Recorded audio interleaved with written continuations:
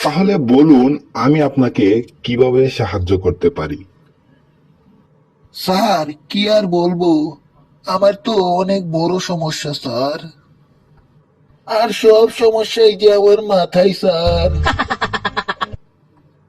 হ্যাঁ, সেটা তো আপনাকে দেখেই বোঝা যাচ্ছে যে আপনার সমস্ত সমস্যা পুরোটাই মাথা।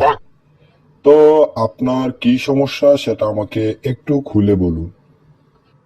আর আমার সমস্যাটা হচ্ছে ইয়ে মানে কোনো কথাই আমি 3 সেকেন্ড পর আর মনে রাখতে পারি না।